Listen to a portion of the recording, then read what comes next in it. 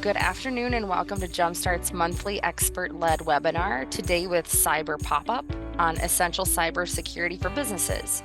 I'm Lauren Smith-Petta and I serve as Jumpstart's Director of Education. Jumpstart offers this webinar series on a different topic every month, along with a variety of other educational programs and events. Visit jumpstartinc.org/smallbiz to explore some of our other educational opportunities for small businesses. Before I introduce our presenter today, a few housekeeping items. This presentation session will be 60 to 90 minutes. In your toolbar, you should be able to see an important communication tool at your disposal today, the chat. Dr. Christine may ask you to respond to questions throughout, so please place your comments there. You're also welcome to introduce yourself at any time in the chat. Remaining time will be set aside for the Q&A portion. You can also see the Q&A tool, which is a great place to put your questions as they occur to you. At the end of today's session and in a follow-up email, you'll receive a brief survey. We appreciate your feedback as it allows us to continue to bring in experts and entrepreneurs to teach valuable lessons. All right, without further ado, allow me to introduce our presenter today. Dr. Christine Izuakor is a multifaceted powerhouse. Coming from humble beginnings and despite overwhelming challenges throughout life, she went on to become a record-breaking cybersecurity leader and global inspiration to millions. Her journey is one of passion, resilience, and grit. Anyone who hears Christine's story leaves knowing that they can do anything. She is well known for operating in beast mode, a mindset in which you are so focused on your ambitions that nothing can stand in your way. By sharing her journey, she helps others unleash their mighty inner beasts to reach their own full potential. I'm delighted that she's joining us today to encourage you all to unleash your inner beast. Dr. Christine, welcome. Thank you so much for having me, and thanks for that introduction. I was not expecting that. I am blushing over here. Thank you, thank you. Okay, well, yeah, I'm excited to be here. Welcome, everyone. This is going to be a jam-packed hour and a half or so, and so appreciate you all taking the time to rock out with us as we talk about cybersecurity unveiled and a lot of the myths and realities for small businesses specifically. So I'm going to go ahead and share my screen here. And can I get a thumbs up? Rolando, I see you. Can I get a thumbs up that this is clear? Okay, perfect. Good. Okay, awesome. So yeah, we're going to jump right into this. So you already heard a little bit about my background, but again, I'm Dr. Christine Izuakor. Thanks again, Lauren, for the great introduction, and to Jumpstart for hosting this session. I'm a huge cybersecurity nerd and advocate, been in the industry for almost 15 years now.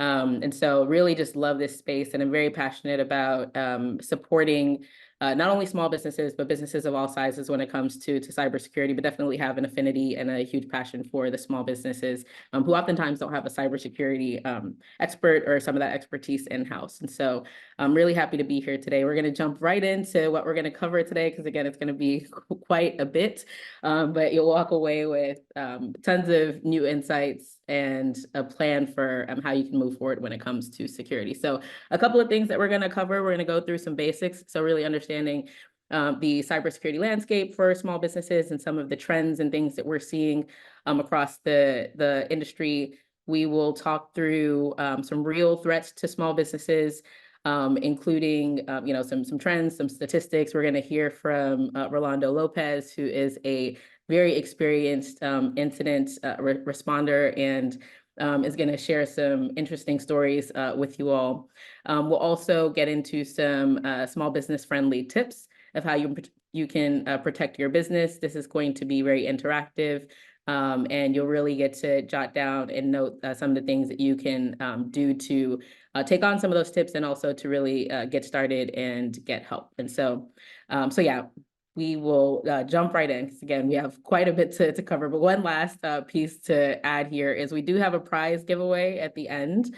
So one lucky attendee will either get, you can choose between the two of these, either Echo Dot for kids, if you have kids, nieces, nephews, anyone who you'd like to maybe gift a Echo Dot Kids to, or if you prefer a JBL Charge 4 speaker, you can choose that route as well. Winner must be present at the end of the workshop to claim the prize, and we will announce that just at the end. So stay tuned for that piece. Okay, so digging into the basics here. A couple of stats that are interesting that I like to call out. One, there's oftentimes a misconception that cyber attacks and hackers tend to target larger enterprises. That's what you tend to see in the news and so on. But the reality is that 43% of cyber attacks target small businesses. And the reason why we continue to see that happen is because as cyber attackers continue to realize that larger companies are investing a lot in security and already have a lot of security protection mechanisms and things in place, they become harder and harder to infiltrate and harder to target. And so small businesses tend to be more of low-hanging fruit or easier to get into. And so you start to see a continual increase in the amount of cyber attacks that are targeting small businesses for that reason. Another concerning trend that we continue to hear folks talk about time and time again is that unfortunately 60% of small businesses go out of business after a successful breach. And that is usually because of the cost associated with recovering from a breach, which I'll get into some of that in a bit as well. But quick polling question, would love to hear from the audience here on what we think the average breach recovery cost for a small business is when it comes to some of these hacks. So I will give you all just a couple of seconds to put in a quick vote here. This number tends to continually increase over time. And so curious to see what everyone's thoughts are.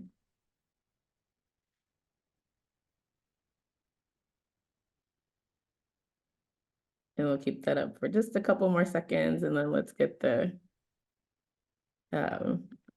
results up. Oops, over.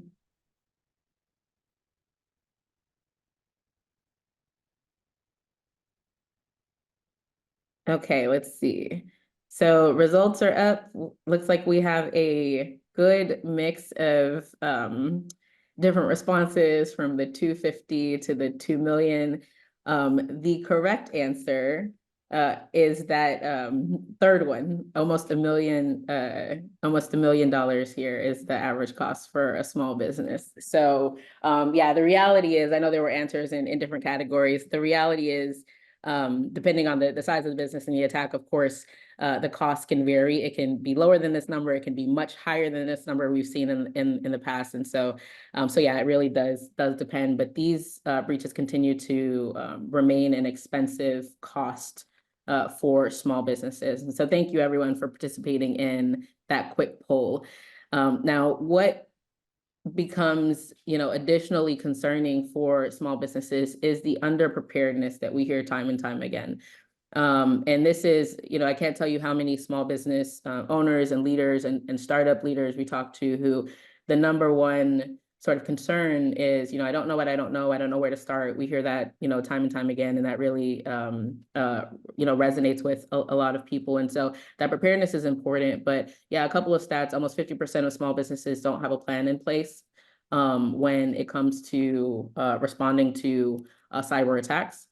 Almost 20% don't have, funding set aside or anything to really deal with this. So again, that almost $1 million average cost for an attack to an SMB, if you don't really have that sitting around in your bank account or sitting around at your disposal to manage some of these risks, then that again puts you greater towards that category of 60% of businesses who tend to shut down as a result of these attacks. And then the last piece, less than 10% of small businesses have cyber insurance to offset the cost. And so we'll talk a little bit about cyber insurance here as well too, because I do believe that is a very critical part of anyone's cybersecurity strategy, not the primary strategy, but a very critical part to make sure that if something does go wrong, you do have the funding and the sort of backing to make sure that you are able to not only survive, but continue to thrive as a business if you are attacked.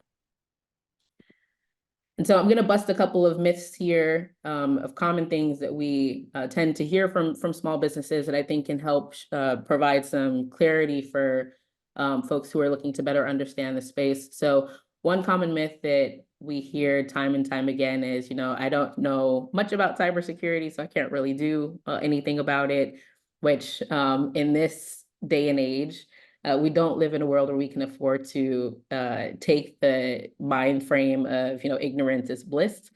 Ignorance is not bliss in this case, it's a liability, because the reality is that, whether or not you know much about cybersecurity and whether or not you do anything about cybersecurity, oftentimes anyone who is handling sensitive data from customers or employees, or handling, sensitive, systems and things that are supporting different users, you have a sort of inherent responsibility to make sure that you protect those users and that you protect those systems. And so gone are the days where we can claim sort of, I didn't know, and therefore I couldn't do anything about it.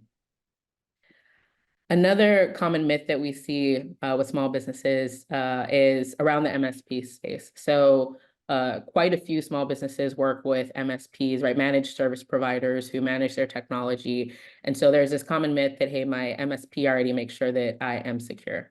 And the reality is that there are some MSPs who will do certain things from a security standpoint, but very rarely are they able to cover everything.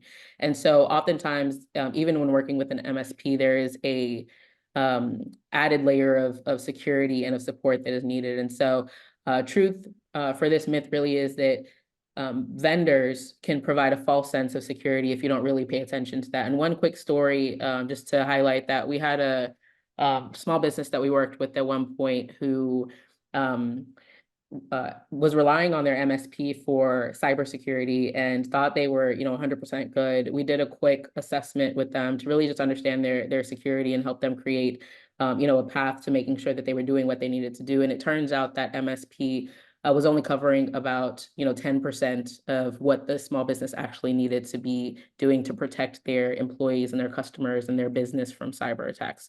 And so again, I think MSPs are a great resource for small businesses and have great intentions for the most part, but they're also, I think, in that same boat of not knowing everything about cybersecurity and still needing to get some additional support. And the last myth here, we hear time and time again as well for small businesses, is, attackers don't care about my company, I don't have anything that they want, we're small, all of that good stuff. And the reality is that small businesses are attractive, low-hanging fruit. I talked about this a little bit in the beginning, but, I like to, equate it to, if you put yourself in the shoes of a hacker, are they going to go after Fort Knox that they know is, very secure, large enterprise? It's going to take, months of research to figure out how to get in. Are they going to go after, a couple of hundred small businesses that have almost no security or very limited security measures in place that they can target? And so we continue to see that mindset amongst cyber attackers, which is why small businesses continue to remain attractive, low-hanging fruit. So never think that you don't have information that people want, because 9 times out of 10, if you're in business and you're offering something that is of value, which I believe we all are here to do, then you have assets of value that matter to them. And so now I just want to talk really quickly about why cybersecurity really matters for small businesses and why it's important. So, of course, there are some, table stake things, right? We hear about all of the attacks that happen in the news, and I'm going to talk through a couple of specific examples with small business hacks that have happened in a couple of slides here, but really avoiding attacks, right? Because that can lead to financial implications, impact on your brand, especially for a small business when you're still trying to, or for a startup, when you're still trying to, build trust amongst your user base and build trust amongst the community. Hacks tend to take a harder hit than larger companies who, you might see their name in the news and like it's bad for them, but they, have all the resources to continue to maintain their brand image and continue to navigate that. And so that brand piece becomes important. Also, operational consequences when you think about how some of these attacks can take you offline for an extended amount of time. For a large enterprise, when that happens, they usually have enough capital and operational capacity to still survive. For smaller businesses and for startups, when your operations cease or when your operations get heavily impacted for an extended amount of time, that can also be detrimental. And so really avoiding those hacks is important. Another one is staying off regulator radar. So one thing that we continue to see as well is small businesses are being asked to comply with regulations, the same regulations that large companies have to comply with, but without having the same resources, which is a little bit frustrating at times, I know, and confusing to navigate also at times. And so one of the strategies that I always recommend and why I think it's important to prioritize cybersecurity is because you can stay off of that regulator radar and continue to run your business without having a lot of those issues. Another piece is just meeting expectations from customers and suppliers and things like that. If anybody here is a startup or small business that tends to work with larger enterprises, for example, they have certain security requirements oftentimes that they would like their vendors to meet. And so that expectation applies whether you're a large enterprise or a small business. And so having that, cybersecurity so that you can really meet the expectations of the folks throughout your ecosystem is important. Qualifying for insurance is another one, of course. So if you have cyber insurance, or if you've been through the cyber insurance application process, you likely had to answer certain questions about your security controls and what you're doing from a security standpoint. And those questions influence things like whether you actually qualify for the insurance or not, and what kind of rates you get and so on. And so cybersecurity matters for that reason as well. The general concept of just innovating and growing your business, right? So when we think about all of the trends and things happening in this day and age with a lot of, new startups that are leveraging AI and a lot of, folks who are just doing really cool and creative things in the space, as you adopt new technologies, the same way that these technologies are really exciting and they allow us to build really cool things, they also empower cyber attackers and folks who are looking to do bad things. It empowers them as well. And so as we innovate and leverage some of these new technologies and some of these things, whether it's even to just make our operations and our businesses more efficient, as we do that, we have to make sure that we do it in a way that is secure and doesn't open up our companies to risk. And so that's another thing that matters here. And then lastly, it's simply the right thing to do. And that's, last but not least, because I think that's one of the most important things is for any, startup, any small business, any large organization, every company, right? It's like we're all here to provide a service or a product or something that makes somebody's life easier or makes somebody's world better. And a part of that is making sure that we do that in a way that is secure. And so these are a couple of things that we like to keep top of mind when it comes to why cybersecurity is important for small businesses and things that I think it's important to just continue to think through. And so now shifting gears, we're going to talk about some real risks and some real threats and stories. A couple of points that I want to talk through before I get into that. Popular issues that tend to impact small businesses that we see today are one, fraud and payment switching. So this is where cyber attackers will either through email hacks or through different channels try and switch payment information. We actually have a small business that we worked with who went through this, and it was a very unfortunate situation. I'll just take a quick minute to share, but in their case, their email got hacked basically, and the attacker did what's called a man in the middle and basically switched the invoice account numbers through email so that when the client of the small business paid the invoice, it went to a different account. And of course, that's not necessarily the client's fault because it was a small business whose email was hacked. And so they had already sort of paid all of the funds to deliver on that project, and now they didn't get the money for it. And it was such a large amount for them and so impactful that they had to downsize their company by 90%, which was very unfortunate.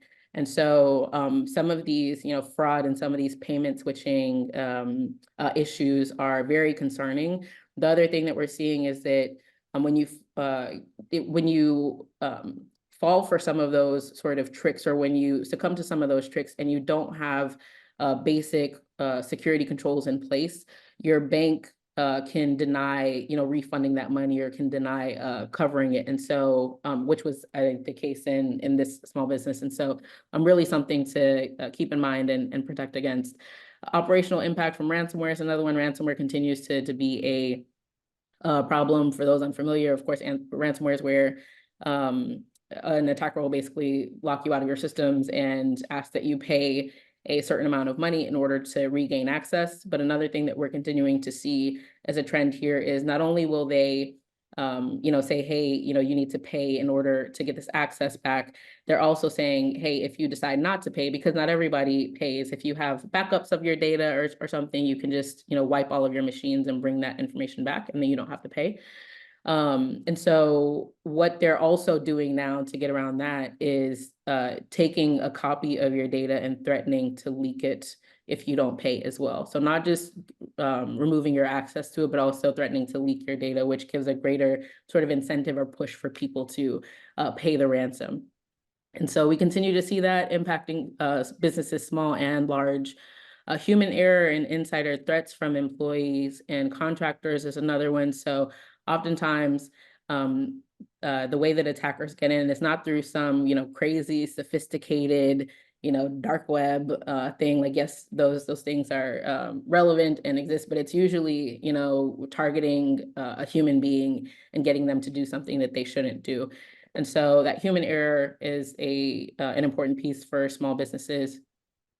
Another one, liabilities from weak supply chain links. So this is something that I think is important for small businesses to keep in mind too. When I mentioned that attackers see small businesses as sort of low-hanging fruit or people that are easier to infiltrate, another thing that they can tend to do is if a small business is working with large companies, they will use that small business to infiltrate that larger company. And so that's what we mean by weak supply chain links, is that if you're working with a large enterprise and somebody hacks you and they're able to then hop over to that larger company and hack them as well, or get access to their systems, then that becomes problematic, and it becomes a liability and an issue, not just for that large company, but for the small business that actually caused the attack or was the pathway into that large company. Also, data leaks to the public or to competitors. And another thing is the expanded attack surface with remote work and cloud services. So a lot of small businesses and startups and large enterprises are, relying more and more on cloud services, continue to adopt hybrid and remote work setups. And so all of that just continues to expand the attack surface of what you have to protect. Because all of those things are like new ways that attackers can get into your company or get into your network. And so these are some of the popular issues that we continue to see impacting small businesses. And we believe that that's going to continue to increase, right? A 424% increase in breaches in the last year means that this is not something that is slowing down by any means. So a quick second polling question on the note of ransomware. This question is, how much did hackers earn in ransom payments in 2023? So if we can get that polling question up and hear what the audience thinks about these potential earnings from hackers who are having a field day launching ransomware attacks. So yeah, choices are 10 million, 100 million, 500 million, or $1 billion. And we will give folks a couple of seconds to answer before we show the results. And while that's happening, yeah, ransomware is something that it's been around for a while now at this point, but it's something, and I think there was a slowdown at some point, but it's really started to pick back up again, especially on the small business front. So let's see the results. Okay, so most people are in the category of $1 billion. I see a comment, way more than $1 billion. I believe that. The answer is yes, indeed, over $1 billion. So yeah, these attackers make a hefty amount of money through this industry. And we're not going to, I think, see that slow down at any point. And the reason why is because ransomware is so easy for attackers to launch at this point. And I wanted to touch on this because I think that context in the background is important to understand why this doesn't slow down and why it's impacting small businesses, especially so much. So there is a concept, if you haven't heard of it yet, called ransomware as a service. And it's basically the same way that some people offer, software as a service and things like that. There are dark businesses who offer ransomware as a service, which means that anybody, whether you have technical skills or not, can go out and launch these attacks for as low as $99 per month.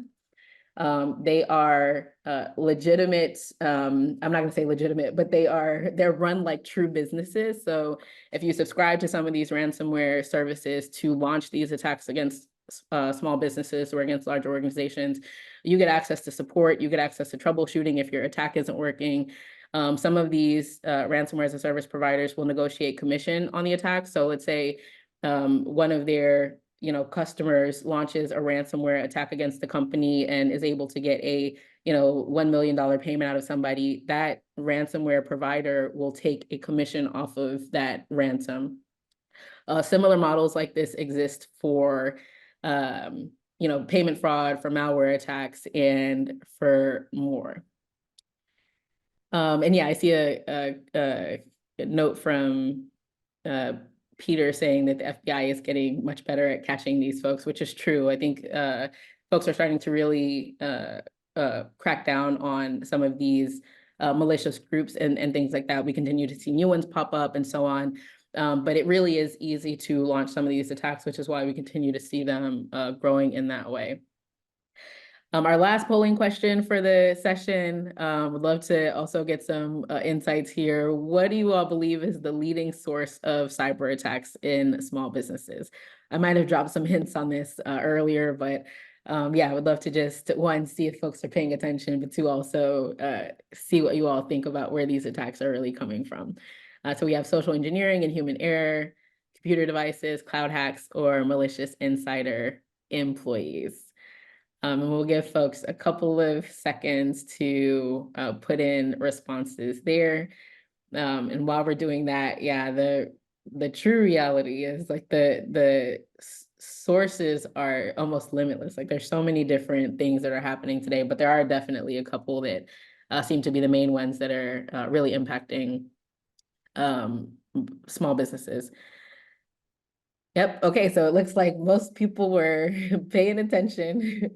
Yeah, that 85% with social engineering and human error is definitely accurate. The computer, I see we have a couple of folks in the computer viruses and malicious insider employees, and those are definitely ones that that lead to attacks as well. The reality is it's usually not just one thing that an attacker sort of exploits. There's usually multiple layers, but it does usually start with that human error and that social engineering. And so I'm going to talk a little bit about that piece as a wrap up to this trends site, and then we'll get Rolando up on stage to talk through some incidents. So the social engineering space is becoming very interesting. And for just to clarify, social engineering is, usually an attacker is tricking folks into, giving up passwords or into clicking it on links on phishing emails and things like that. And so it's really that deception.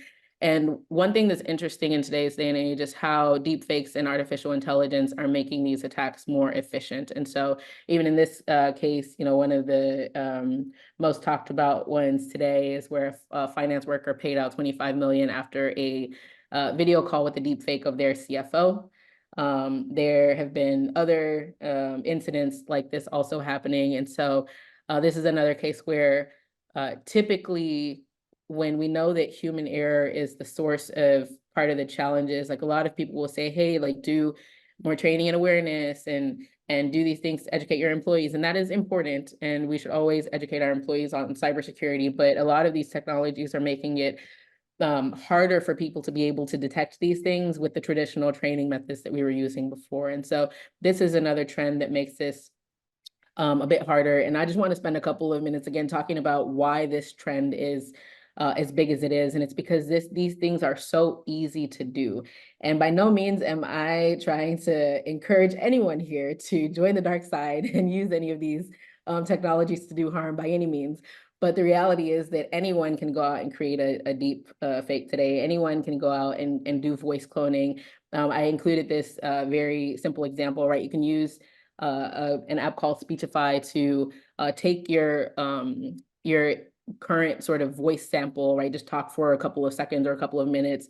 It does that analysis, and then you can really type in whatever you want it to say, and it'll say it back in your voice.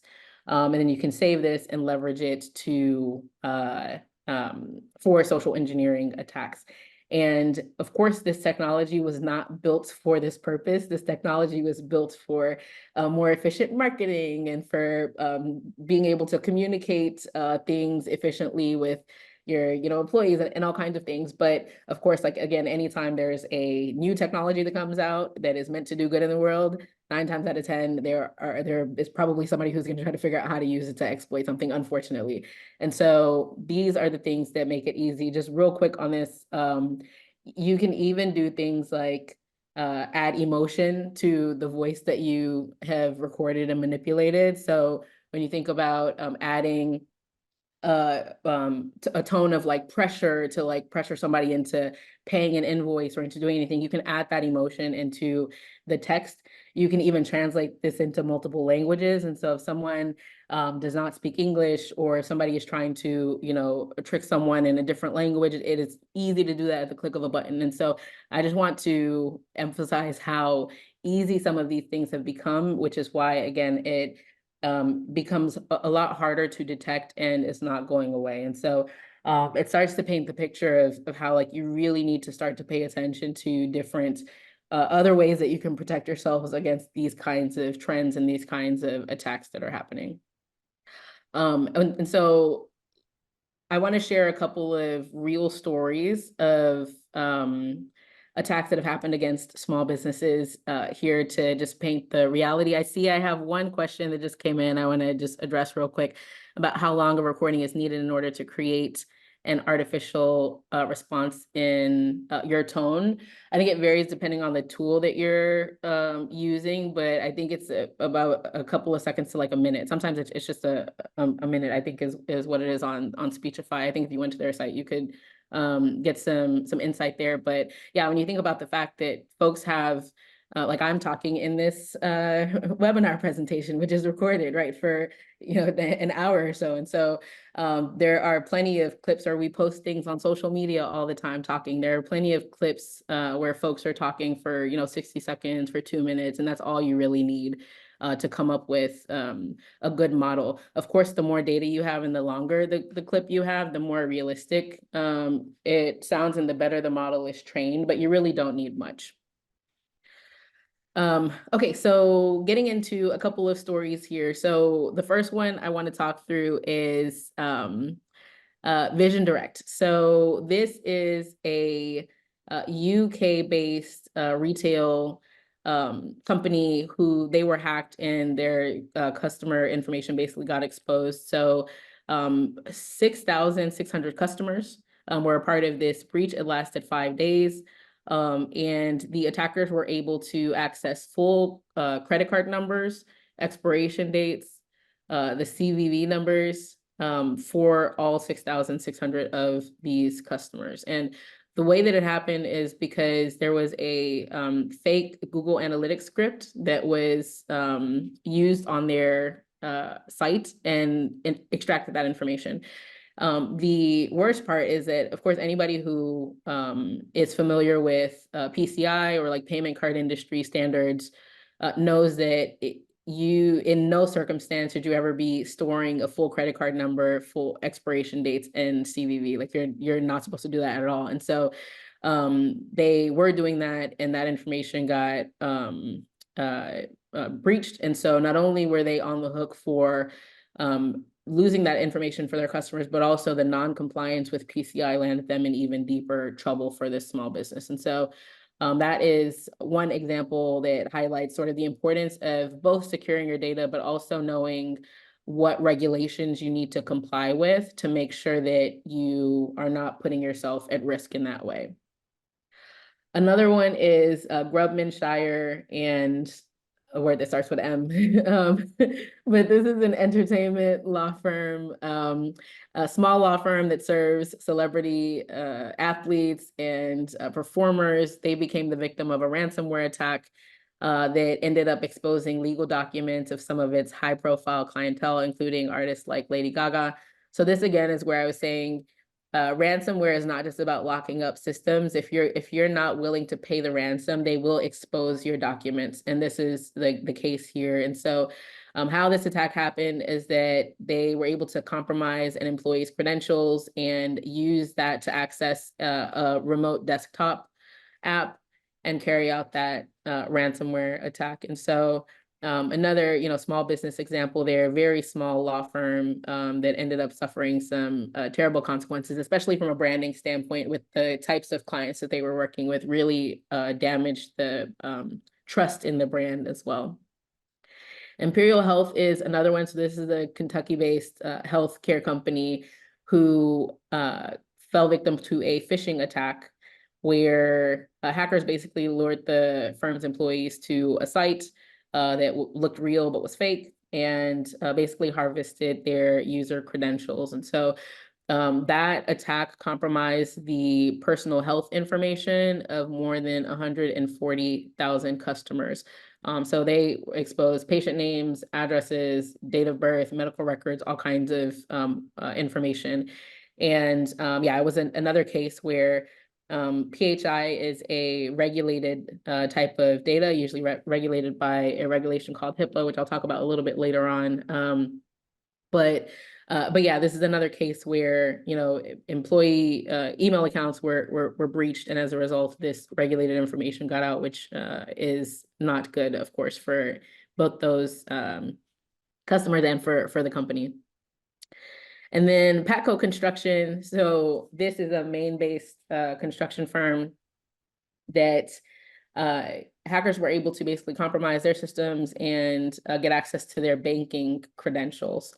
And so through that, they were able to make a series of ACH transfers totaling almost $600,000 in about a 1 week span before they were caught.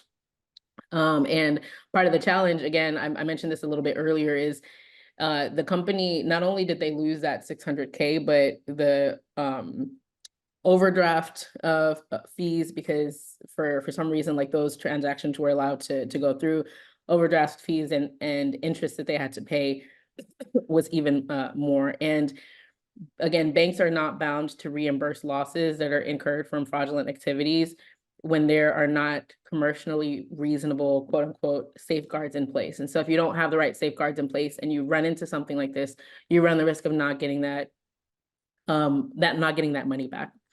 And so those are just a couple of examples. One last quick one that I want to just mention real quick is another one that I saw about Wright Hotels. And this is one where the attacker was able to gain access to the company owner's email and stay in there for a while and be quiet. So oftentimes, like you don't know how, or some people don't realize how long an attacker is in your environment, just waiting to find the right information before they exploit it.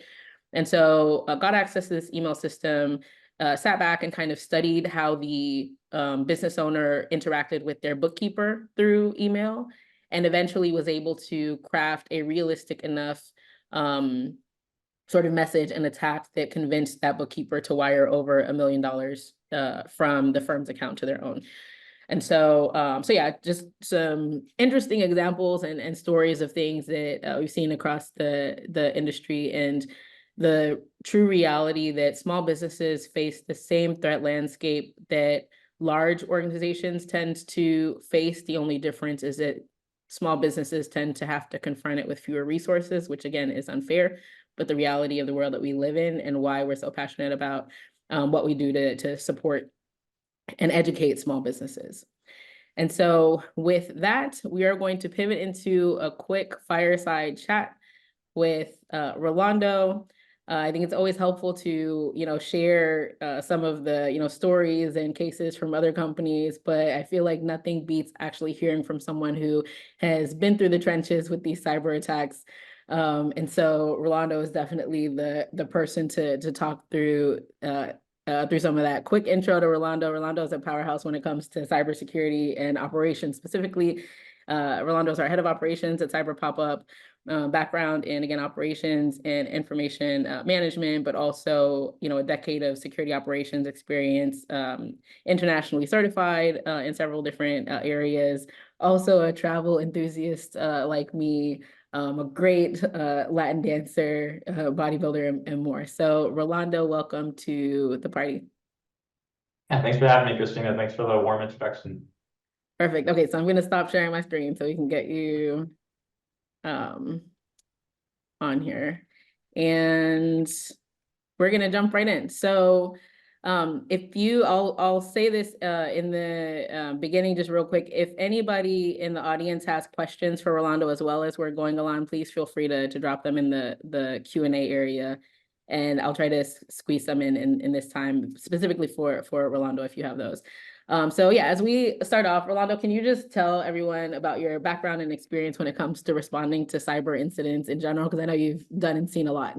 Yeah, absolutely. So I've spent the better part of my career in cybersecurity focused on preparing for, finding, and responding to cybersecurity incidents, aka hacks, at Fortune 100 companies, such as United Airlines, Abbott Labs, Nielsen IQ, and a few other big names there. And in that, also got an opportunity to lead a cybersecurity program, operations program for a private equity company that focused on specifically acquiring startups and small businesses. So got exposed to a lot of the real incidents that small businesses were going through, and surprisingly going through at the time that they were being acquired.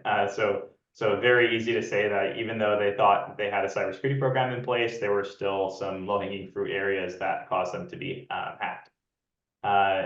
Those types of incidents spanned everything from foreign government-sponsored attacks to activist groups that are now getting very technical and attacking companies as well to make a statement, organized cybercrime, disgruntled employees, the full gambit. Yeah, and you've already mentioned a couple of things that are concerning, right? The activists or hacktivists, government-sponsored groups, all of that. So, of all of these things that you're talking about and that I've talked about earlier, like what most concerns you or keeps you up at night when it comes to small business cybersecurity and some of these trends today? Yeah, absolutely. So I'd say what's probably the most concerning for me is the stakes the stakes that have changed completely over the last decade or so. It used to be that some of these larger groups like government sponsored groups or organized cybercrime would really focus on like high profit margin areas, typically like those Fortune 100 companies. But that has completely shifted as technology's grown to now they're essentially taking a shotgun approach, and anybody that has internet connectivity or has online systems is essentially a target these days. Why that's concerning for me is for larger companies, they have the means to recover from a cyber attack, so that close to $1 million number that you gave earlier, that it typically requires to respond to one of these attacks can be easily shrugged off by a larger company. But for smaller businesses, I'd say what's most concerning for me is that they're oftentimes one hack away from closing their shops for good. So I think that's probably the most concerning for me. And the second piece there is that how easy it is to prevent some of the most common types of attacks. Because of the tools that a lot of small businesses tend to use, it's sometimes as simple as checking a box in the settings, and they could have easily prevented their business from shutting doors. Yeah. So I'd probably narrow it down to that. Yeah, no, that's a good point. Yeah, I feel like there's a lot of really low-hanging fruit preventative measures that can be implemented to make a world of difference in avoiding some of these things. And we'll talk about some of that in a bit. But I'm sure people want to hear, and I'm curious of your story here. So you don't have to name any names, of course, but can you walk us through like a real attack that you've been through as an incident responder, and sort of how did it start, what happened, and how did it end? There's even a question in here. Someone has already asked about how do companies learn they've been hacked? And so maybe in that, just weaving in, like, how did you learn that the hack was happening, and yeah, how did that go? Yeah, absolutely. So I'll make sure to swing a little bit of how they found out, but the short answer to the question is, unfortunately, a lot of times you don't find out about the hack until someone lets you know. Like it can be a customer that lets you know, or your website is letting everyone know on the world that you've been breached. So unfortunately, it's after the fact, unless you put the right controls in place ahead of time that can detect those. For one specific example, I like to give this one. Sorry, excuse me. For the typically the small and medium businesses, I think really hits home because it's typically a case that you most small businesses are exposed to. I'll preface this by saying that many large companies that experience a breach, oftentimes the attackers will post a huge list of passwords online and to other attackers and for sale that sell like usernames and passwords for larger websites like Outlook or Microsoft or Google. And oftentimes those passwords are used by attackers and test everything online that has a username and password. And a lot of times that's how they break into accounts. That being said, like one instance specifically where that came up was a small business that was being acquired at the time. One of their leaders' emails accounts was exposed in an external hack. Unfortunately, they fell victim to that instance I mentioned earlier, where they were reusing a password across those sites, and that same password was being used for their company email. So that leader was regularly involved in business deals, and they had a lot of sales coordination coming through that involved like payment information. They were a smaller company, so they didn't have the larger like vendor management system. So a lot of the communications happened via email, including sharing account information, payment info, things like that. The attacker in this case hacked into the mailbox, saw a few email chains that were going on of potential business, waited on the sideline for a few months. And then when they felt like they caught a large fish, so to speak, on the sales side, they jumped in, created email rules that essentially prevented the company leader from seeing any further replies. They essentially created mailbox rules that filtered any responses to the deleted mailbox and over to the attacker's mailbox, forwarded them a copy, and cut the company leader out of the conversation completely. They then proceeded to just essentially pick up the conversation at that point and ask the customer to pay the transaction amount to their account, and the company then continued to make payments to that fraudulent account. The company leader at the time, smaller business but a very significant deal for them, reached out to the customer after a few months went by just to try to settle on payment. Nothing major, just a simple, hey, it's been a few months now, like we're still waiting on the payment, really excited for the business, only to have the customer reach back out that they've already been paid and that they wouldn't be sending any further payments. So in this case, of course, like the business themselves was distressed. They tried to reach out to different parties to get help. The bank couldn't really help them, so they reached out to the company that was acquiring them at the time to just notify them of the case. And my team was brought in, almost like a cyber SWAT team at the time, brought in to just kind of assess the impact and to see how bad the hack was, to make sure there wasn't anything that could have potentially get integrated into the two companies after the merge. So that at the time it turns out that the attacker had hacked into the leader's mailbox, and they still had access and were looking to intercept other transactions. And we were able to luckily jump in very quickly, remove all the rules, cut the access to the attacker, and implement a few controls that prevented them from logging back in before course correcting and reaching out to customers and providing the right payment info. Unfortunately, at the time that they found out about it, they had lost quite a bit of sales revenue, not so much from losing customers, but from losing the payments from those customers. To your point earlier, Christine, after some time goes by, and if there's no security controls in place, banks won't refund that. So unfortunately, lost revenue for them. They were luckily able to recover and continue moving forward, and were able to put some controls in place, but they did lose quite a sum of money as a result. Yeah. Oh, thank you for sharing that. Yeah, I feel like that's such an unfortunate situation, but something that we hear time and time again. And I'm glad that they were at least able to survive that with your help. And so last question here, from that, what key lessons would you say folks should take away? What went well, what could have went better, and then maybe even combining that with what are some tips that you have for small businesses who are looking to build stronger cyber programs, which is a question that we also kind of got in the chat too. Oh, okay, awesome.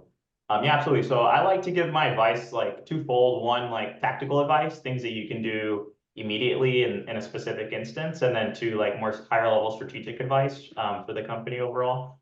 From a tactical standpoint, for the attack that I had mentioned is make sure that you have a process in place and that you know who to contact if you do have a fraudulent payment and that your payment team knows that.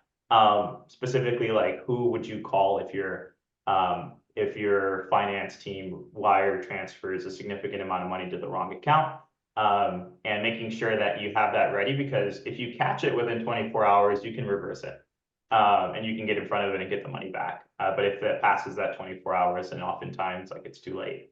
So I think preparation is key in that case. Know those contacts and be ready to pick up the phone if you need to. The other piece there is the importance of having multi-factor authentication. Even though in that instance, they were reusing passwords between accounts, but if they had multi-factor authentication, which a lot of people often see is like when you log in and they text you a code to your phone number, that is multi-factor authentication. It just makes sure that the attacker will never, you have something that the attacker will never have if they do find your password, and prevents them from getting in. So that's like a silver bullet, oftentimes to some of these accounts getting hacked. Is just something as simple as MFA. And then lastly, there, like the use of password manager. So making sure that you don't recycle passwords between sites, especially personal accounts and professional accounts. You always want to make sure. I would always recommend using a password manager. There's so many out there. There's some that come native with your email subscription and antivirus subscriptions these days. So making sure that you're making use of it. They can generate passwords so that you don't have to remember them across websites, and it helps prevent a hack of one website impacting you somewhere else.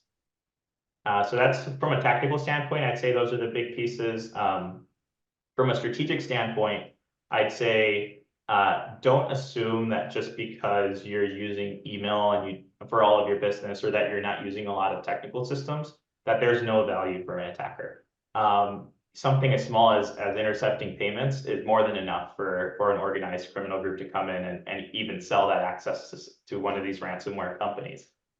So I'd say from a tactical or from a strategic standpoint, I always recommend businesses that don't know where to start to do a cybersecurity risk assessment that will tell you specifically for you, as especially for small businesses, what matters and where the highest risks are. If you try to go reach out and look for canned cybersecurity programs, oftentimes you're going to find programs that are baked for large Fortune 100 companies, and oftentimes a bit more complex and financially difficult to meet for a small business. So doing a risk assessment will help you prioritize for your business, specifically like what risks apply to you, what's not applicable, and bonus points if that risk assessment is based on an industry framework like NIST, NIST or ISO in that case. And that way you have a roadmap of where to start, and you're not, you can just kind of, you don't have to do the entire roadmap overnight, but you can start making progress towards what's your highest risk and lowest hanging fruits to prevent your company from being hacked. Yeah, absolutely. Thanks for that. And I see we have a couple of questions that have come through for Rolando. I've been trying to weave them in. We might have to save some for the end, but Monica has asked about what are the best cybersecurity programs for small mental health clinics. I think that your last response kind of on the assessment and roadmap and really figuring out based on your industry what makes the most sense kind of covers that piece. Another question that we've gotten is, are specific email platforms more secure or more susceptible to attacks than others? Yeah, so yeah, I'd say expanding that further, I'd say even just technology platforms in general. It depends. You can have the most secure platform in the world with all the bells and whistles, but if you don't turn those features on, then it's as good as not having them. So I'd say the security of the platform is 100% dependent on how the business that uses it configures it. So a lot of times, a lot of these tools that I mentioned are baked in now. They're industry best practices for these solutions. So making sure that you have them on is essentially half the battle.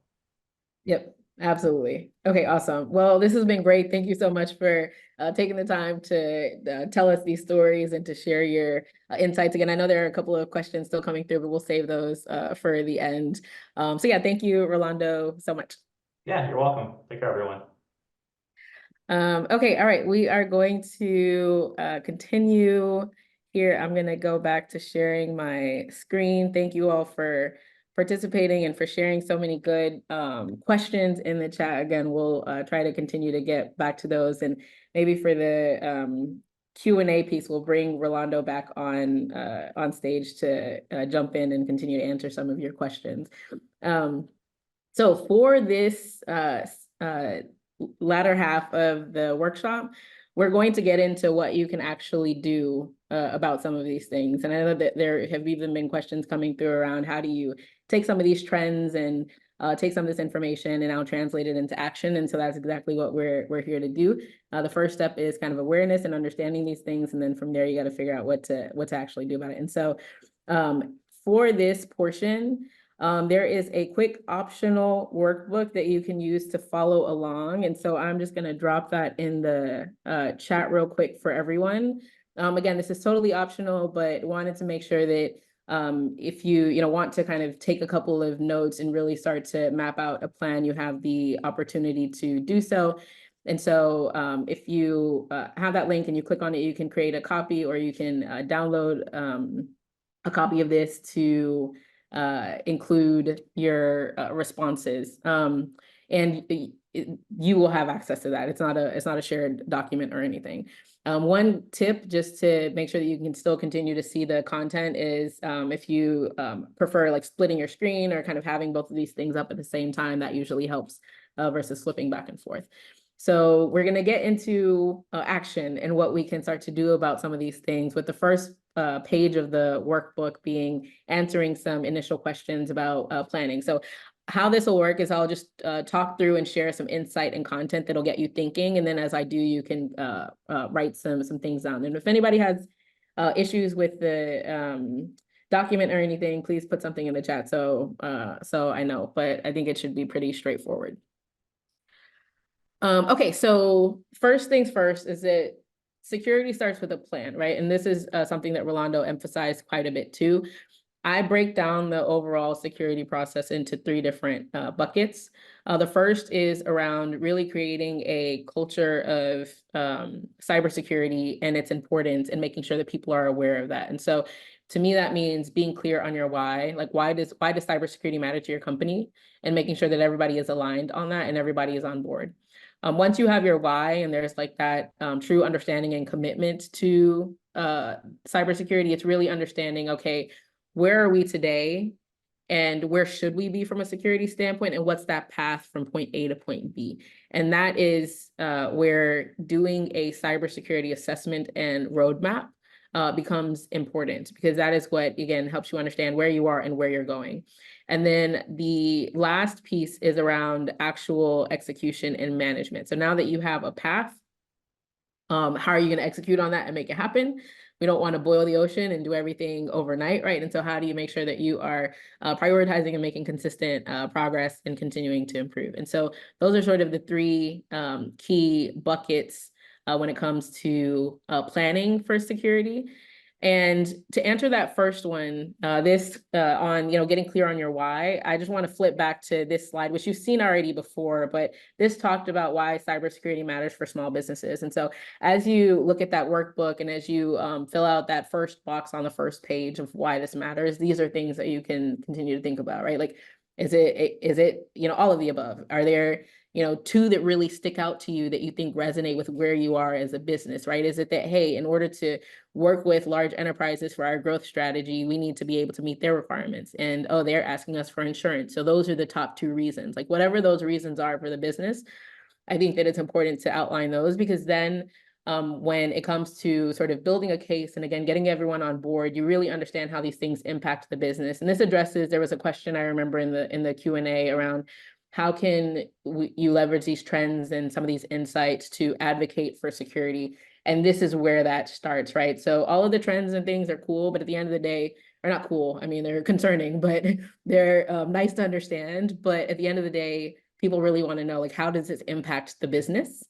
And a lot of these points on this slide are where that starts. And so, yeah, just take a minute or two for folks who are using the worksheets to, and I'll just zoom in on this because I know it's a little bit hard to see if you're actually looking at the side, but to fill in, yeah, why does this matter to the company? Who do you really need buy-in from? I firmly believe in putting dates to paper so that you can hold yourself accountable. And so when it comes to creating that, doing that assessment and creating that roadmap I mentioned, just jotting down, what is your target date for that? Is that something you want to get done, in the next 30 days? Is this something that you want to get done by year end? Like whatever that timeline is, just starting to put some pen to paper on that. And then the last piece around responsibility and who is responsible for security in your organization or who will be, I think is another thing that is important to jot down here, because at the end of the day, talking about all of these things is important. Creating the plan is important, but if there is not accountability and ownership within the company, that can lead to, challenges and stunt your progress. And so making sure that you're very clear on, who is essentially responsible for cybersecurity. And it might be somebody who, that's their, full-time job. If you have the capacity to do that, it might be a shared responsibility or a responsibility within somebody's role, but somebody should be kind of the go-to person for that topic. Okay, so moving right along here. Oh, why is my slide not moving anymore? Oh, wait. Bear with me. Oh, I might need to stop sharing and then share again.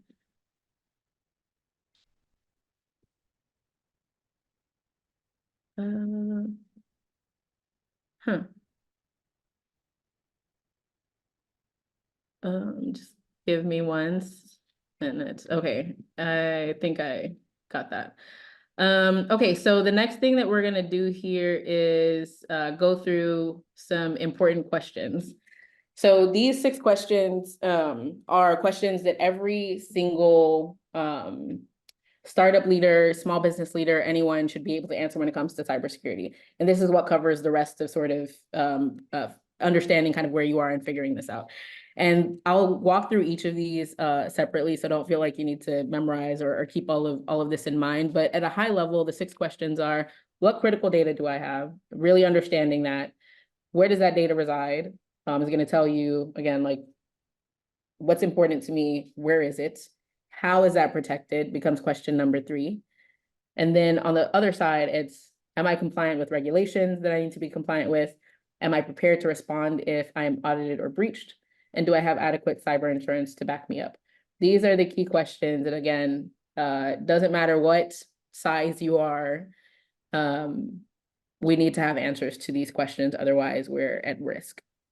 And so for this portion, each of those 6 questions has a box on page 2 of the worksheet. And so as I go along in sharing insight in these different areas, feel free to, again, jot down different notes as you see fit.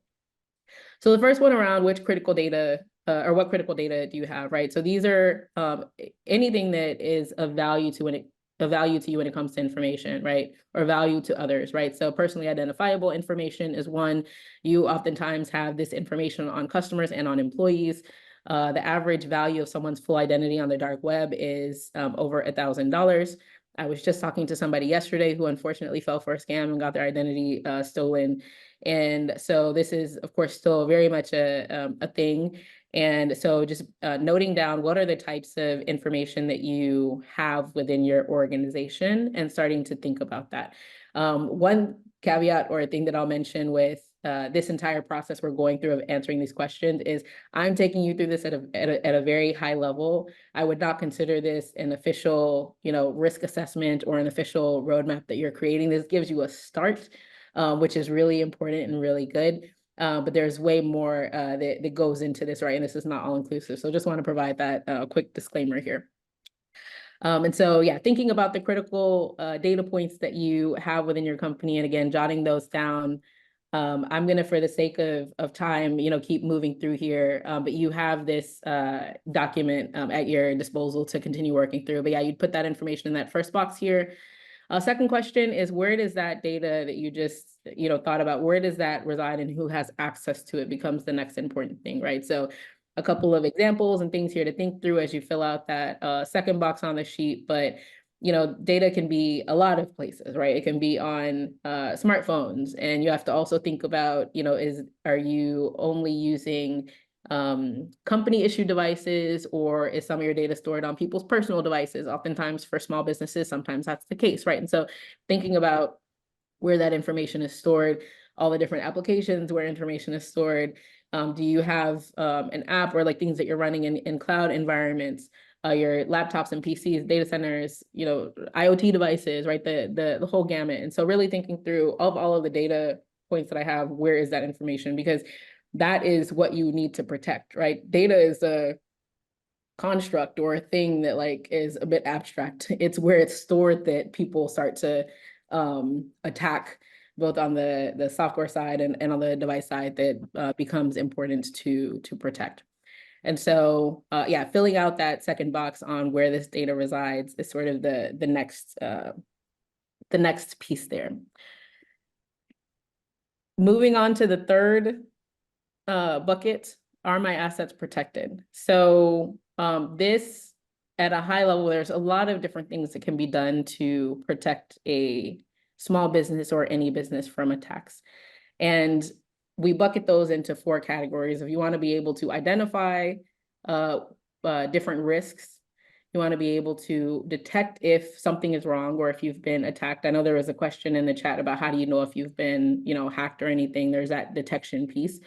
How do you protect against those things? And then if something goes wrong, how do you respond? That's how we sort of frame up. No, I think he's. Oh, is there a question coming through, or?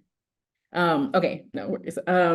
So yeah, that's how these are framed up into these sort of 4 buckets here. And I know this looks like a lot, and I am not saying that every small business needs to do everything on this list. That is where having an assessment and having a roadmap helps you prioritize, like, of everything on this list, I need to do, X, Y, and Z in order to really protect my assets, versus trying to, again, boil the ocean and do everything at once. But I wanted to at least showcase, there's all these different things that can be done. And so when you think about, again, the data that you have and the systems that data is on, what of these things are you doing to protect those systems? And if the answer is, oh, I'm only doing 1, or I'm doing 5, like whatever that is, like, it's fine. It's good to really look at the reality of where you are, so you can figure out, yeah, where you have gaps and what you need to do next to continue to improve. And so, yeah, these are things that I hope, as I've been talking through this, you've been sort of jotting down, and if you're using the workbook, some of the things that you might be doing to protect those assets to date. And then the 4th question around compliance with regulations. So this one is an interesting and I would say complex topic for companies of all sizes, but especially for small businesses, because there are I'm not gonna say way too many. There are a lot of regulations out there, and there's, overlap, and there's cross-functional and all kinds of things. And this is probably one of the most, in my opinion, confusing areas for small businesses. And, let me know in the chat if you would agree, or if you think regulations are easy. But we categorize them into a couple of different buckets just based on what we've seen. So first of all, let me take a step back and just level set on regulations. So these are things that different entities put out to basically make sure that as a company, you are protecting either consumer information, or you're, just operating securely as a business, so you don't introduce risk to people. And so those regulations can come out at the regional level if you're operating from a US standpoint. So things like, for example, New York or NYDFS is NYDFS 500 is a acronym for it, but it's a regulation that basically requires any company operating in finance, insurance, or banking in New York to meet certain security requirements. Otherwise, you risk losing your license. Other states have other, similar regulations. And so you have to understand how regulations apply to you on a regional level. There's also international regulations. So there are 156 countries today that have cybersecurity regulations for folks who are operating in those countries, or might have, even if you're not based in that country, but you are serving customers in those countries, sometimes those regulations apply. And so that is a beast of its own. There are certain frameworks that exist to help with security. So if you've heard of, for example, NIST, CSF, the cybersecurity framework, a popular one that is not listed here, but a lot of people probably hear about is SOC 2, but there's all these different frameworks that can be followed as well. And then the last two buckets, there's industry-based. We talked about some of these already, right? But if you're collecting payment card information, you have to comply with things like PCI. If you are collecting or dealing with healthcare information, there's the HIPAA regulation. There's all these different sort of, based on the industry that you're in, there might be things to pay attention to. And then lastly, consumer privacy. And this is what I mentioned earlier. There's regulations that are meant to protect consumers and their data. And so if you have heard of, GDPR to protect EU citizens, CCPA is for California citizens, and there's this is not an all-inclusive image by any means. There's different countries and different states that are coming up with their own things. And so again, this is why I say this is one of the most complicated and confusing parts of security, in my opinion, for a small business, because when you're starting out, it's like you have customers in different places, you're operating in different places, and how are you supposed to know where to start or what to do with a lot of these things? And so the reality is that a part of doing again an assessment and really understanding where am I operating, what are some of the regulations I need to comply with, and things like that will get you insight into what you should be paying attention to when it comes to some of these regulations. And so, yeah, there's a space in the workbook still on page 2 to jot down if you already saw from that sheet regulations that apply to you, or if you know of the industry that you're in, I'm just jotting down any of those so that you have that information there. The fifth question is, are you prepared for an audit or a breach? And so on the audit side, being prepared for an audit, because a lot of those regulations, right, it boils down to if you get audited, or it comes time to, let's say, renew a license or something, at the end of the day, audit equals proof. If you're saying you're doing something from a security standpoint that is required, you have to make sure that you have the proof showing that you have done that, right? If a lot of regulations will require that you do some kind of security assessment, for example, right? And so having proof that you've done that matters, right? It's not just about getting the action done. The second part of the question on are you prepared to respond to a breach is another one. Rolando earlier shared some insights into the very base level of just making sure that you have a plan and you have something ahead of time. The worst time to be thinking about what you should do in response to a breach is after you've been breached, because time is of the essence. And if you have that plan in advance and you can respond efficiently, that can save you a lot of time and money. And so in response to breach, there's some very, I would say, basic and standard frameworks that can be used. I wouldn't expect a small business to, again, do this internally themselves, but it's good to understand the process, right? So being prepared and having a plan, having your process for being able to detect that breach, and that can be through some of the things Rolando mentioned, right? You don't want to wait until somebody has, one of your customers is calling you saying, hey, somebody's impersonating you, or until your customer database is being sold on the dark web and somebody tells you. You want to have controls in place, like logging and monitoring and alerting on certain things internally before it even gets to that point. And then if you do detect that something has happened, you want to be able to contain that and basically eradicate it and get it out of your system. This is another area where, again, unless you have the cybersecurity expertise in-house, it's good to have somebody pre-planned that you can lean on to help you through some of that, because it is tricky stuff. And then from there, there's, all the things that you need to do to make sure that you recover and return back to business as usual, basically.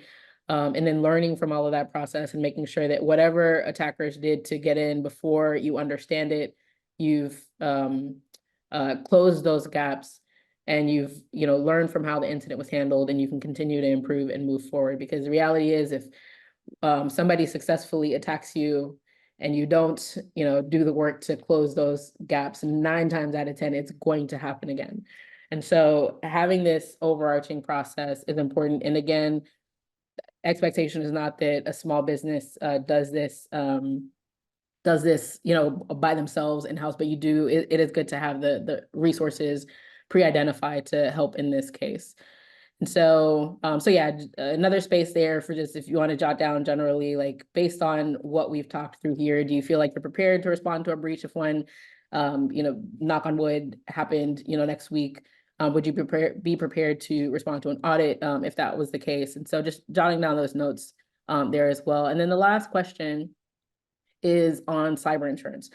So this, I always like to emphasize, cyber insurance is a backup plan only. It should never be a primary strategy. But cyber insurance, like any insurance, is meant to, if something does go wrong, because you can put all of the security controls in place and do all of that, and it's great, and it will, I think, prevent the chances of you being breached. But if something does happen, you want to have that backup plan just in case, so you are covered. And so 2 things to consider in this case are: 1, qualifying for insurance. So there's different qualifications based on like your size, your revenue, all of those things that cyber insurance carriers will ask for, but also your current security posture. So you'll likely have to answer a security questionnaire. They'll ask you about the controls that you have in place. And oftentimes what you put in that questionnaire can influence whether or not you qualify for the insurance, because it sort of measures what is the level of risk you're exposing the insurance company to. And then also it can impact your premium rate. And so I saw a stat recently, I think security controls can reduce your insurance premium by up to 30% in some cases. And so, yeah, the qualification side of that matters. And then the other piece on things to consider are things like coverage limitations, exclusions. So the last thing you want to do is buy insurance only to find out that you didn't do something that now like prohibits them from paying you, or there's an exclusion that if you didn't have this technology in place, you wouldn't get paid. Like it's important to really understand those exclusions and those things, so that you can truly make sure that when you need the insurance that you've been paying for, you can actually take advantage of it. So yeah, insurance is really important. And one thing that I think is going to be even critical for any business who is operating in the digital landscape today, I look at cyber insurance the same way that I look at car insurance. If you have a car, you have to have car insurance. I feel like as a small business in this day and age, if you're operating in a digital landscape, you have to have cyber insurance to protect yourself. And so, yeah, last piece there is just jotting down any thoughts on cyber insurance, whether you have it today or need to get that in the future. And so last piece here on knowing your options and getting started, right? Because there's quite a bit that can be done here. And I know that, again, for small businesses, resources can be limited and so on. And so I just want to get into what that piece looks like. So the first thing that I like to consider, and this is as we get into the third and the sort of last fill-in page of the workbook, but understanding what you can do inside through self-service versus outsourcing. So I like to go through this quick sort of question exercise, and you can jot down whatever conclusion you come to in that first box on page 3. But the first question is, okay, do you have a cybersecurity expert in your company? Some small businesses do already, some don't. Either way is fine, depending on the size and the risks. But if you don't have a cybersecurity expert in-house, then of course, I would recommend, getting outside help. If you do have a cybersecurity expert in the company already, great. Next question is kind of, do they have the expertise to manage all areas of security? So if you remember that one slide I showed with all of the different sort of protection areas on that third question of, are my assets protected? Making sure that you have the expertise in the right areas within the company is important. And so if the answer to that is no, then you probably need outside help. If the answer to that is yes, last question here is, if you have the expertise in the company and they have the expertise to manage all of those areas, do they have the bandwidth, right? As a small business, bandwidth is always a question. If they have the bandwidth, great. There's a lot of things that you can do on your own internally to support your security. If not, then again, outside help. So, so yeah, just, take a few seconds, if you haven't already, to jot that piece down in the first box. And then the last two boxes are more of, I would say, homework. I hate to give homework, but it's an optional assignment of, as you walk away from this and think through what options do you already have today, and what new support do you need? And this is something where I'm more than happy to, and like our team is more than happy to dig into some of these things and help if you have one-off questions or things that we're not able to get to in this session. We're more than happy to talk through these worksheets and help you out more. But yeah, this hopefully gets you at least a starting point to start to think through kind of where you are from a security standpoint and some of the things that you need to be working towards. So last part of this, I'm just going to talk through some self-service tips for folks who chose that route, as well as some other options. So when you're going the self-service route and trying to manage this in-house, you want to set yourself up for success and avoid pitfalls. Again, this is something that we don't typically see a lot of small businesses do, because cybersecurity is not an area where you want to mess around, right? There's a lot of risk involved in doing this the wrong way or doing this inadequately. And so I think that if you take this self-service route, making sure that you have the adequate skill sets in-house, right? The same way that if somebody needs heart surgery, they don't want to go to a foot surgeon to do that. They want to go to a heart surgeon. And so making sure that from a cybersecurity standpoint, if there's things that you need done, there's the right skill set to get that done, making sure that there's the bandwidth, of course, understanding ownership and liability. I've mentioned this a couple of times, but having somebody who's really responsible and owns cybersecurity is important. It's not just the responsibility of vendors. It's not just the responsibility of, if you're using an MSP, there is an internal ownership and an internal liability associated with that. And then the last piece is, whether you're managing everything in-house or not, third-party sanity checks are always a good idea. You always want to, at least annually, have an independent party come in and help you understand your blind spots and things that you might not know when you're managing this internally. And then I'll talk through both some paid and free options here. So first, getting into some paid options. So I don't recommend any small business go this journey alone. It's always good to have help. There's things like consulting agencies that will get you good security support, usually very high quality, usually also very expensive though. And so for small businesses, sometimes consulting agencies can be a bit tricky, but if you have the budget for it and can afford it, that's one option. Managed services are another one. So I've talked about managed service providers. That's not what we're talking about here, because again, managed service providers some of them can manage some cybersecurity, but usually not all. And so there's questions that you might be able to ask to get a better understanding of that as a starting point. But there are managed security service providers who can manage the cybersecurity side. And so that is another area where, again, it's a little bit more costly. It might be a little bit more than what a small business might need on an ongoing basis, but is an option. We've also seen small businesses opt for hiring a solo contractor or solo freelancer. We hear people say, hey, I got a guy who I'll call if something happens. And so that is one option. This option, it depends on the path that you're taking. I've seen folks post asking for help on platforms like Upwork, if you're familiar with Upwork for freelancers and things like that. And it's one of those things where you might get lucky and find somebody good. You might get unlucky and not find somebody good. And unless you really know how to vet and how to make sure that folks are certified in the right places, this one can be a little bit tricky, but it's still definitely an option. One thing that I have to call out here, because I've seen it so many times, I'll see companies on platforms like Upwork posting, hey, I just got hacked, I need help, I need to find a contractor. Don't do that. I've seen so many companies like name exposed everything on public platforms talking about how they've been hacked, and that's great insight and information for anybody who's looking to attack them even more. And so no offense to any of those platforms, but I would just say as a small business, if you need help, like it's again better to have a predetermined resource available ahead of time than to be reactively going out to some of these forums and things looking for help. And then last piece is on-demand platforms. So folks where you have vetted cybersecurity experts that you can access sort of on demand when you need them is another area where you sort of get some good high quality, low risk, and some fast time to value. And so yeah, these are a couple of options for getting outside help that are paid. And then on the free side, because again, I know there's different resource constraints and all of that. There's also things that you can do from that standpoint.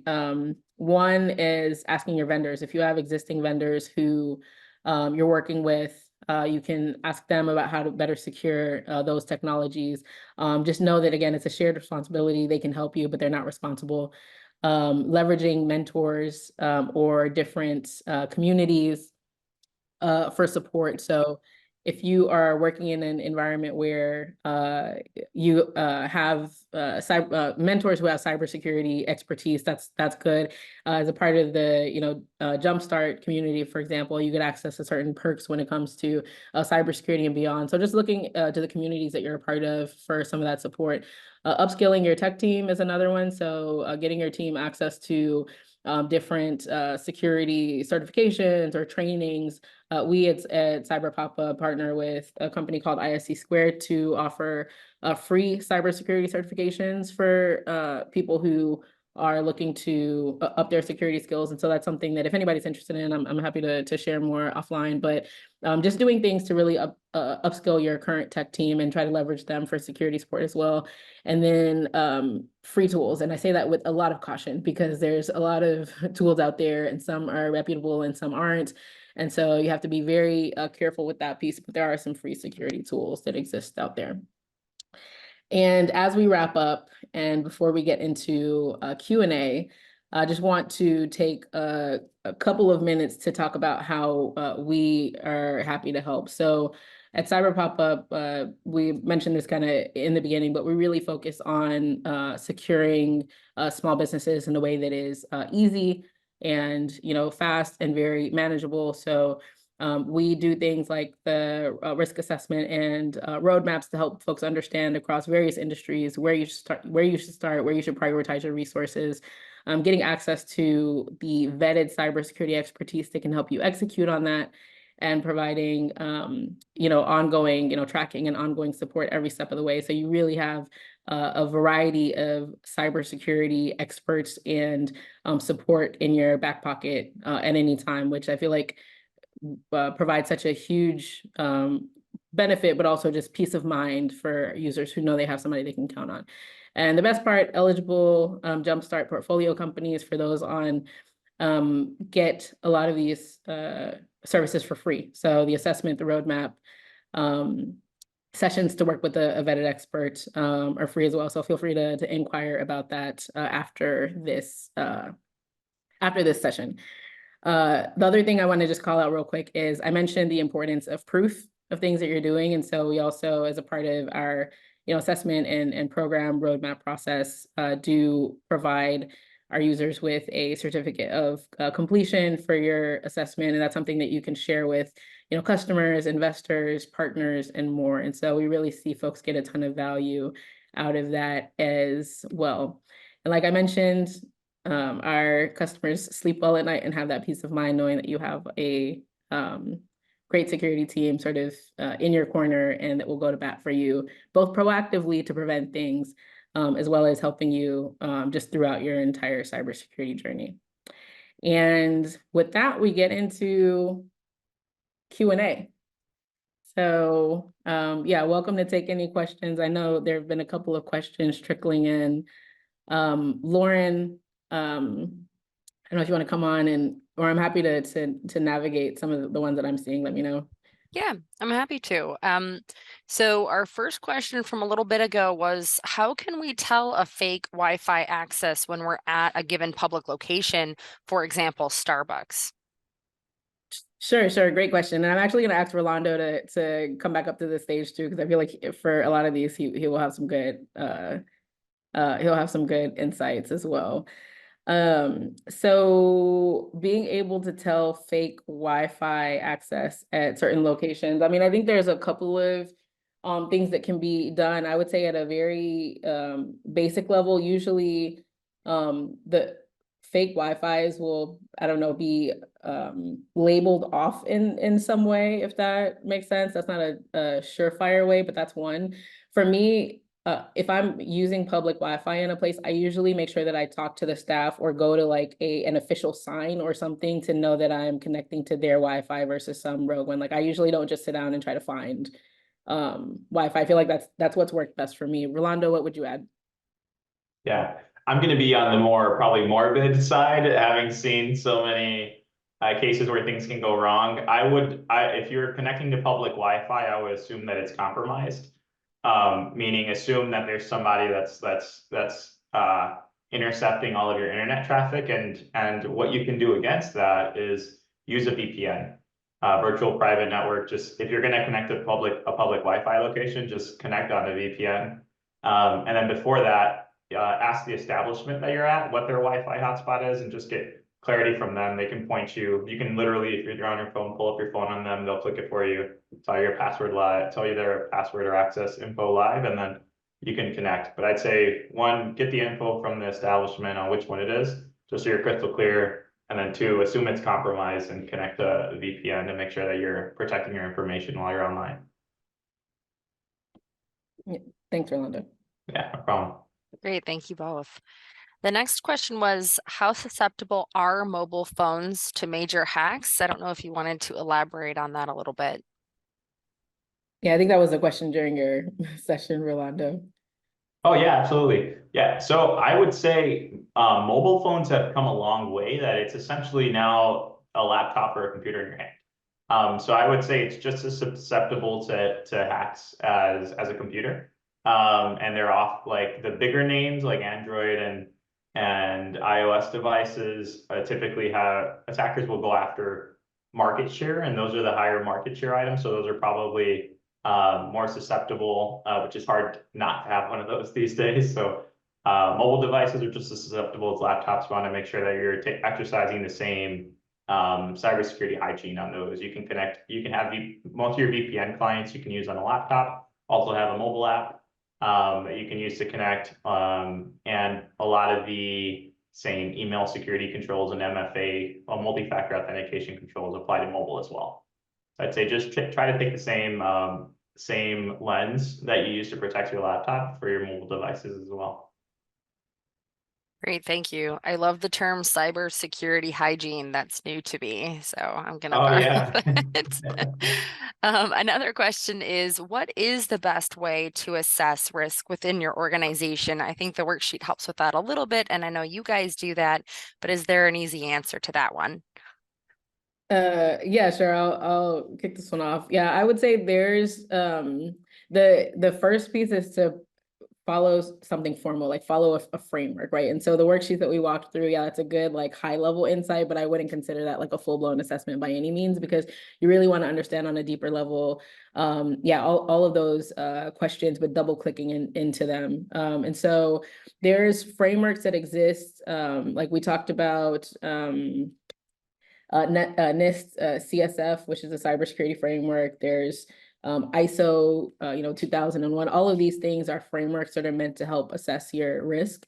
And so I think that those are fundamental places to start. Now, for larger enterprises, a lot of those frameworks make a ton of sense because they really take a very deep and multi-layered granular look at security. For small businesses, sometimes it can be very overwhelming. And so you want to try to find an assessment that makes sense for small businesses. And so that's something that, of course, like I mentioned, we understand that gap in the sort of industry tool set for small businesses. And so we've very intentionally created an assessment that is small business friendly and easy for businesses to digest. But yeah, high level, you want to use a framework that is relevant to your company to assess security. And whether you do that yourself or you work with a company like Cyber Pop-Up or with another vendor to do that assessment and carry it out. And ultimately, you want to come out of that with a roadmap or a plan of, okay, here's what I'm doing well. Here's the where I should be, and here are the gaps that I have in between. And now I can prioritize that and figure out, again, not doing everything at once because we're small businesses and startups here and we can't boil the ocean. But here are the prioritized things that I need to do first. Wonderful. Next, Tony is wondering, how do I limit my security footprint, but at the same time enable generative AI from Microsoft Copilot or Google generative AI? I have a hybrid cloud with a mix of on-prem file servers and cloud storage. Rolando, do you have insight on this one? Do you want to take this one? Yeah, can you repeat the question again, Lauren? You bet. How do I limit my security footprint, but at the same time enable use of generative AI from Microsoft Copilot or Google generative AI? I have a hybrid cloud with a mix of on-premises file servers and cloud storage. Yeah, I think it's first and foremost identifying what your employees are using that service for, if it's just for generating emails and such, trying to understand the use. I'd say depending on the use and the types of data that's being used, making sure that you set proper expectations either with the cybersecurity policy or with the company policy on what is and isn't allowed to be used by those tools, and trying to bring that under control. It's a new domain for companies, so I think half of the battle is just knowing what what employees are using for and setting that expectation is probably the lowest hanging fruit. There's more complicated controls you can put in place. If you're looking for a technical solution, CASB is a term that you can search online that helps you limit people from using or employees from using certain tools that you don't want them to use that aren't authorized. But I'd say first and foremost, just understand what it's being used for and what data is being loaded. If there is code or sensitive data being uploaded, then you want to put a stop to that as soon as you can, just because most of these AI companies these days own the data once you upload it. So you want to make sure that you have agreements in place with those companies that protect your data before you allow it. Amazing. You started to eke into this actually a little bit when you started talking about tools a moment ago, but Monica is wondering if you have any more free security tools or resources that you can suggest. Yeah, absolutely. So NIST has a small business framework that is free. If you need help interpreting that, you do have depending on your vendors, there are partnerships that companies like Jumpstart and other businesses have in place that gets free assessments done, that can have free engagements with cybersecurity companies as well to help you understand that risk. So definitely leverage that so that you're not trying to understand and decipher these frameworks on your own if it's an option. Let's see what else free. There's a free tool that I like to use called haveibeenpwned.com, and I'll copy that into the chat where you can type any of your personal or professional emails in, and it'll tell you whether it was part of the previous breach and also tell you if that password was exposed, which is a good indicator to go out and change your password and put multi-factor authentication in place. But I'd say those probably the first few that come to mind. Christine, I don't know if there's anything that you want to add there. Yeah, sure. We actually have a database of over 70 free tools in different categories for small businesses. So that's something that it's available to anybody within our product. And if you reach out afterwards, we're happy to help with that. But yeah, I would say to echo Rolando's points, I think there's a lot of free tools out there you'll want to potentially work with as a part of like an assessment or as a part of just an early conversation, even if it's not a full assessment, to make sure that you understand which ones are more trustworthy than others versus going out and sort of, Googling and trying to find these resources on your own. And so, yeah, great question. We're happy to dig into that more, but we do have a free database with a ton of different security tools that can be helpful to small businesses as well. Thanks, Christine. Wonderful. One other piece I will add that just came to mind as well on that front is not so much free, but also I think it's commonly forgotten that oftentimes you have certain tools available to you or controls available to you as part of things you're already paying for. So I'd say like oftentimes your insurance provider has free tools, or your internet provider has free tools that you can use to protect your devices. Your email provider often has free multi-factor tools that you don't have to go out and pay for a new license, or they have free email security tools that you can go out and not have to pay for a new license. So I'd say dig into what you have as well and see what's already included that you're already paying for. It's not free, but it's paid for. So it's, and the security controls are essentially free from that point. Yep. Good point. Great. Our last question, the Q&A. So if anyone has any more burning questions for these two experts, please do put them in the Q&A. We have a few more minutes, but the last one in there right now is from Lane. And the question is, outside of certified in cybersecurity or CC certification, what other certifications are offered for free through ISC2? I know that the exam is usually pretty costly. Sure, I can take this one. So for ISC Squared, I would recommend reaching out directly to them on other free certifications. For this certified in cybersecurity that you mentioned, that is the one that we partner with them to offer for free. And so, yeah, that one we could definitely support on. But yeah, when it comes to, if you're, I would assume you're referring to maybe like CISSP or some of the other certifications that they offer. They might have some additional programming directly through ISC Squared, but we're not privy to that. Wonderful. Does anyone have any other questions? Going once? Going twice? Please, I strongly suggest that you all use this QR code, take advantage of this free resource that they're providing to today's attendees. Thank you, Dr. Christine and Rolando, so much for your expertise. It was a delight to have you. I know you have a wrap up. I will pass it back over to you. Thanks for the Q&A. Sure. Thank you so much. Yeah, no, this has been fun. I'll echo what Lauren said. This has been a good conversation, and we are more than happy to help if anybody has, additional questions, or if you want to, walk through your workbooks or anything like that, please do reach out. And now we are at prize giveaway. So how do we want to do this? Kelly, can you let me know who the winner is? Yeah. Do you want me to share the screen and spin the wheel? Why don't you spin it and let us know then. Okay, here we go. I have updated with our attendees right now at the end, and we are landing on Drum roll. I don't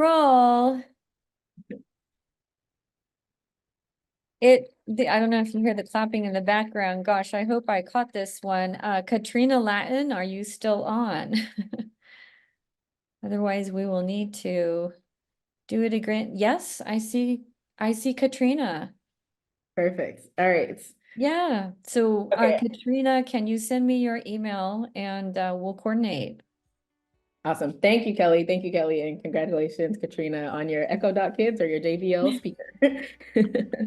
Awesome. Okay. Well, yeah, that wraps up my portion. Lauren, I'll hand it over to you again. But again, thank you so much for hanging around with us for the last hour and 45 minutes. This has been a great discussion, and yeah, happy to help.